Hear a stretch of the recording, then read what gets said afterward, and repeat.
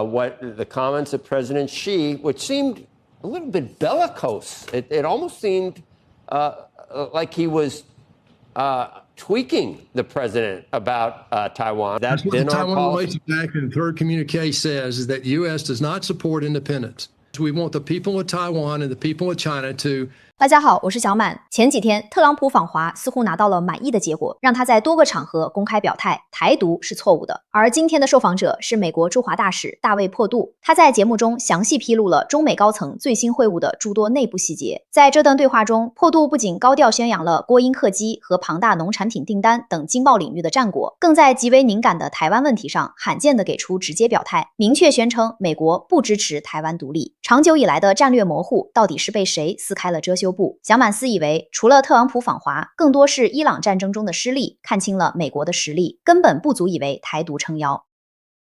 The U.S. and China planning to set up boards of trade and investment. This follows President Trump's meeting last week with Chinese President Xi Jinping. U.S. Ambassador to China David Perdue called that gathering a crucial and historic effort to correct decades of what he calls economic imbalance. Ambassador Perdue joins us this morning. No, I spoke about it when I was in the U.S. Senate. You and I have talked about it on air before. I mean, since 2004, basically, the Chinese have taken advantage of us from the standpoint of we open our markets, but then we've allowed them to hollow out our key strategic industries with price dumping and consolidation into state-owned enterprises there. So now we're trying to rectify that. President Trump is desperately accelerating our ability to become independent again in these key strategic categories.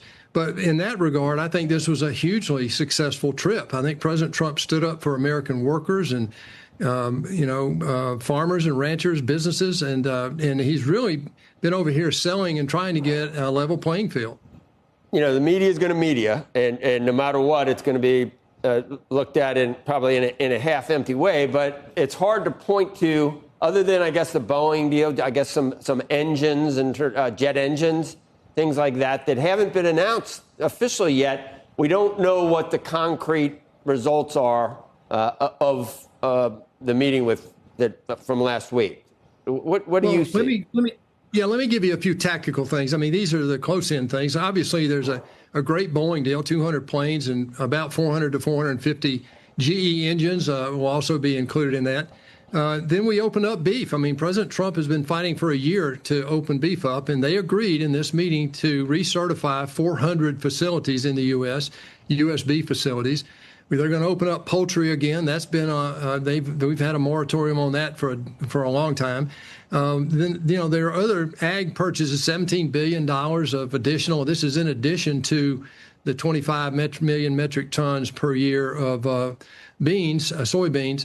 So from an ag point of view, it was highly successful. But also from a relationship standpoint, President Trump and President Xi have a strong relationship. The conversations were really quite consequential. They were cordial but candid, and I would say that they're developing a more trusting relationship. Now we have a lot of work to do, but President Xi Jinping committed to come to the U.S. in September. September 24th is that date now, and then they talked about supporting each other for APEC 2026 and also the G20. So I would say this was a highly productive meeting. President Trump is out here fighting for Americans and trying to create a level playing field that we have not had for the last 20 years. Yeah, I want to talk to you about what the conditions are like on the ground over there in terms of the economy and real estate and all the things that you get to see firsthand. But the whole Taiwan issue is just front and center. And when we talk about it, Mr. Ambassador, our whole policy is called strategic ambiguity. So like we're trying to talk about something and it's designed to be ambiguous. No one knows anything, but we need some clarity on what happened, because that was something that probably led all the coverage was what the comments of President Xi, which seemed a little bit bellicose. It almost seemed like he was tweaking the president about Taiwan. We don't know what the president's response was or whether there was one. He says, only I know that. And then his comments about using the weapon sales to Taiwan as a bargaining chip it almost sounds like he's ready to give up Taiwan or change our policy to get some type of trade deal done. Do you know exactly what's happening? I know exactly what's happening. You do? President Trump made it very clear. He made it very clear. Now, the gaggle on the back of the plane, the questions asked there were different, but he made it very clear to Xi Jinping in my presence that we're not changing the American policy on Taiwan. We fully support the Taiwan Relations Act, the 3 communiques, the 6 assurances. We don't support independence, but we also don't want to see coercion across the strait. We want a peaceful solution to the same. We want the same thing China wants. They want peace and stability. This is a hot topic for the Chinese. President Trump held the line. With regard to arms sales, what President Trump commented there, you said, was that, it's for him to know. Well, he's already sold 50% more military equipment to Taiwan in his first administration in this one than any other president since 1979. So President Trump committed to the U.S. policy that we've had for the last 40 years, 45 years or so. Dave, did you say we do not support the independence of Taiwan? Is that That's what been the our Taiwan policy? Relations Act and the 3rd communique says, is that the U.S. does not support independence.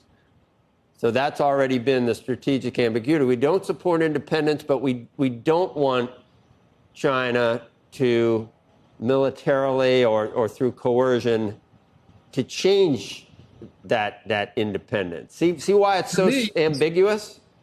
Well, I don't see that as ambiguous. I know for decades they've called it strategic ambiguity, but to me it's very clear. We're not choosing sides. We want the people of Taiwan and the people of China to decide the future. And so we just don't want it to be coercive, and we don't want it to end with a kinetic action. And I think President Trump this week made it very clear that his policy, or the United States policy, had not changed, and he accentuated the clarity around that. Now, he also heard President Xi out, and this I thought was very constructive. He allowed President Xi to talk to him at length about how they see the issue, and I think that was very constructive because President Trump established our position and our past practice with regard to Taiwan and arms sales for that matter. 看完了整段视频，破度在访谈中的心态转变非常值得玩味。起初大谈经贸问题时，他极力渲染过去的经济失衡，指责中国利用了美国开放的市场。然而，当主持人犀利地指出美国在台湾问题上的政策过于模棱两可时，破度立刻收起了此前的强硬姿态，转而用极力求稳的外交辞令进行辩护。他甚至略带急躁地反驳称：“我不认为这很模糊，并反复重申不支持独立的红线。”这种从经贸上的咄咄逼人到涉及地缘核心利益时的字斟句酌，恰恰暴露出美方在面对中国底线时不得不向现实妥协的忌惮与谨慎。整体来看，这不仅是一场外交政策说明，更是一次典型的美式内宣。破度试图在施压与务实之间走钢丝，一边急于向国内展示牛肉、家禽等100亿美元级别的贸易成绩单，另一边又必须极力管控台海风险，表明不愿看到任何冲突的发生。拨开这些外交迷雾，这进一步升华了我们对当前复杂局势的认知。在大国博弈中，美方政客口中的和平与稳定，本质上都是服务于其自身国家利益的政治筹码。无论大洋彼岸玩弄的是战略模糊，还是试图追求所谓清晰，都不可能撼动历史的发展大势。真正能决定台海未来走向的，从来不是某些西方政客在镜头前释放的烟雾弹或巧言令色，而是我们自身日益强大的硬核实力。这才是我们应对一切外部干涉与杂音的最强底气。